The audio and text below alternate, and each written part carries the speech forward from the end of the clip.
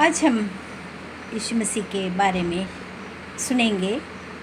यीशु मसीह शिष्यों को नई आज्ञा देते हैं और प्रतिज्ञा करते हैं कि यीशु मसीह अपने बाद एक नया सहायक भेजेंगे।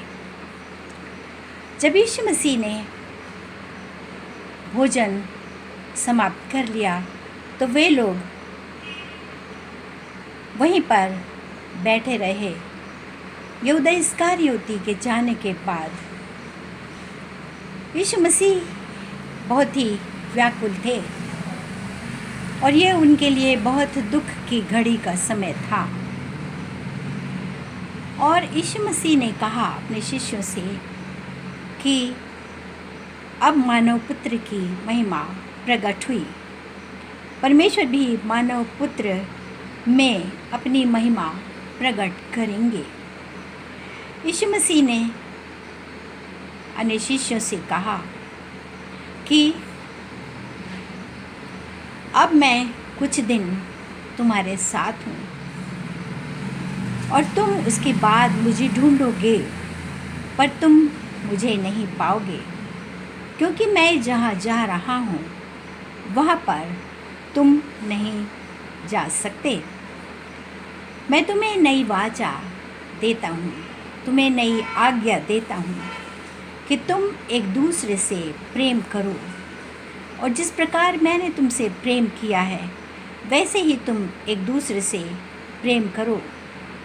यदि तुम एक दूसरे से प्रेम करते रहोगे तभी लोग मानेंगे और ये जानेंगे कि तुम मेरे शिष्य हो। शिमोन पतरस ने यीशु मसीह से पूछा कि हे प्रभु, आप कहाँ जा रहे हैं? यीशु मसीह ने कहा, अभी मैं जहाँ जा रहा हूँ तुम उसका अनुसरण नहीं कर सकते, परंतु बाद में तुम उसका अनुसरण करोगे। पतरस ने कहा, प्रभु, अभी मैं आपका अनुसरण क्यों नहीं कर सकता? मैं आपके लिए अपना प्राण तक दे सकता हूँ। यीशु ने शिमोन पतरस से कहा कि क्या तुम मेरे लिए अपना प्राण दोगे? मैं तुमसे सच सच कहता हूँ कि आज ही मुर्गी के बांग देने के पहले ही तुम 3 बार मेरा इनकार करोगे कि मैं यीशु को नहीं जानता। उसके बाद यीशु मसीह और भी व्याकुल हो गए और फिर उन्होंने कहा शिष्यों से कि तुम परमेश्वर पर विश्वास करो और मैं परमेश्वर पिता के पास जाता हूँ। परमेश्वर पिता के पास बहुत से रहने के स्थान हैं, और यदि वहाँ पर स्थान नहीं रहता तो मैं नहीं जाता, मैं तुमसे पहले ही बता देता। परंतु अब मैं तुमको बताता हूँ कि मेरे परमेश्वर पिता के पास बहुत से रहने के स्थान हैं और मैं तुम्हारे लिए जगह तैयार करने के लिए जाता हूँ, ताकि जहाँ मैं रहूँ वहाँ तुम भी रहो। और मैं जब जगह तुम्हारे लिए तैयार कर लूँगा तो मैं तुम्हें वापस लेने आऊँगा, क्योंकि तुम मेरा मार्ग जानते हो। थोमा ने कहा, हे प्रभु, हम तो आपका मार्ग नहीं जानते और ये भी नहीं जानते कि आप कहाँ जा रहे हैं। यीशु ने कहा, मार्ग, सत्य और जीवन मैं हूँ। बिना मेरे द्वारा कोई पिता के पास नहीं पहुँच सकता है। यदि तुम मुझे जानते तो पिता को भी जानते हो। फिलिप्पुस ने कहा, हे प्रभु, पिता को हमें दिखा दे, पिता का हमें दर्शन करा दे।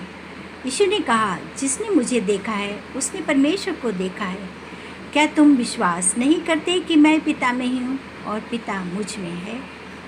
जो मुझ पर विश्वास करेगा और वो ये भी कार्य करेगा जो मैं करता हूँ,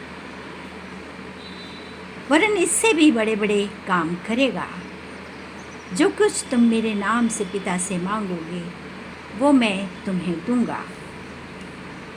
यीशु ने कहा, जब मैं यहाँ से चला जाऊँगा तो यदि तुम मुझसे प्रेम करते हो और मेरी आज्ञा मानोगे तो मैं पिता से निवेदन करूँगा कि वो तुम्हारे लिए एक दूसरा सहायक भेज देगा जो सदा तुम्हारे साथ रहेगा, और वो रहेगा सत्य का आत्मा।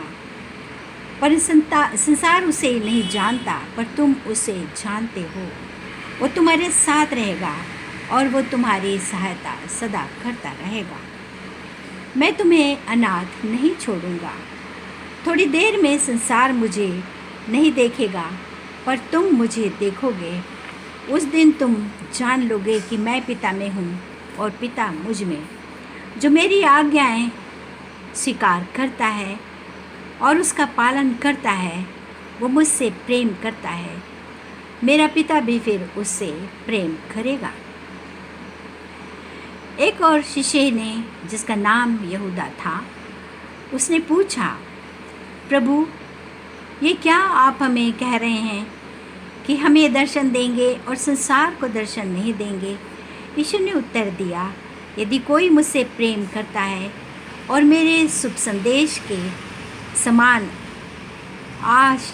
आचरण करता है तो वो मेरा पिता उससे प्रेम करेगा और उसके पास आएगा और उसके साथ निवास करेगा।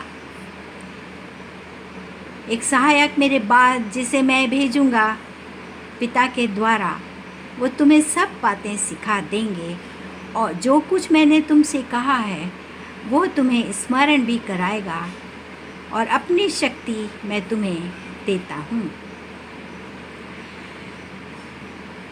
चलो यहाँ से चलते हैं। यदि मैं न जाऊँ तो वो सहायक तुम्हारे पास नहीं आ पाएगा। यदि मैं वहाँ जाऊँ तो उसे तुम्हारे पास अवश्य भेजूँगा। वो सत्य का आत्मा तुम्हारा संपूर्ण मार्गदर्शन करेगा और तुम्हें भविष्य की बातें बताएगा।